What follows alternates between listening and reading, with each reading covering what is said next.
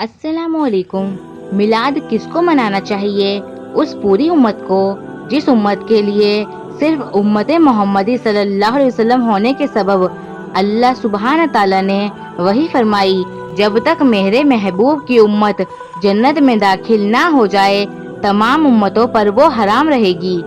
میلاد اس مولوی کو منانا چاہیے جس کی لوگ صرف نبی اکرم رسول معظم صلی اللہ علیہ وسلم کے اس ارشاد کی وجہ سے تعظیم و تکریم کرتے ہیں کہ بے شک علماء وارث الانبیاء ہے۔ میلاد اس مزدور کو منانا چاہیے جسے اس کا حق دلانے کے لیے پیارے آقا و مولا صلی اللہ علیہ وسلم نے ارشاد فرمایا، مزدور کی مزدوری پسینہ سوکھنے سے پہلے دے دو۔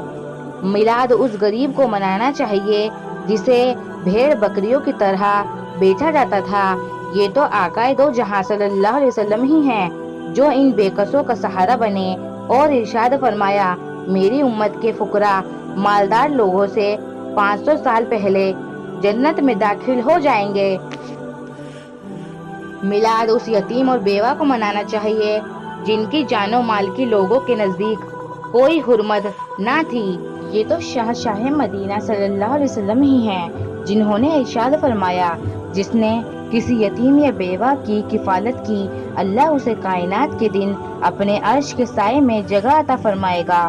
میلاد ان بہنوں، خالاؤں، پھوپھیوں، نانیوں اور دادیوں کو منانا چاہیے جن کی فضیلت میں نبی صلی اللہ علیہ وسلم نے ارشاد فرمایا، جس نے 2 بیٹیوں یا 2 بہنوں یا 2 خالاؤں یا 2 پھوپھیوں یا نانی اور دادی کی کفالت کی تو وہ اور میں جنت میں یوں ہوں گے۔ پھر اپنی شہادت اور اس کی ساتھ والی انگلی کو ملایا۔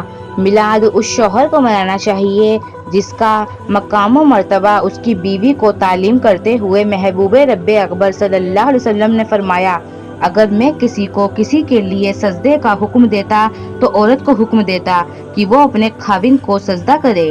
میلاد اس بیوی کو منانا چاہیے جسے اس کا شوہر چیونٹی سے بھی کمتر سمجھتا تھا۔ یہ تو سید المحبوبین صلی اللہ علیہ وسلم ہی ہیں جنہوں نے فرمایا، تم میں سب سے بہتر وہ ہے جو اپنی بیوی کے حق میں بہتر ہو۔ میلاد اس بیٹی کو منانا چاہیے جسے پیدا ہوتے ہی زندہ دفن کر دیا جاتا تھا۔ یہ تو نبی کریم صلی اللہ علیہ وسلم ہی ہیں جنہوں نے فرمایا، جس کی ایک بچی ہو اور وہ اسے زندہ دفن نہ کرے اور نہ ہی اسے حقیر جانے اور نہ اپنے بیٹے کو اس پر ترجیح دے تو اللہ عز و جل اسے جنت میں داخل فرمائے گا۔ میلاد اس باپ کو منانا چاہیے جس کو اس کے بیٹے ڈنڈوں سے پیٹتے تھے۔ یہ تو حضور جان عالم صلی اللہ علیہ وسلم ہی ہیں جنہوں نے ارشاد فرمایا، والد کی رضا میں اللہ کی رضا ہے اور اللہ عز و جل کی ناراضگی والد کی ناراضگی میں ہے۔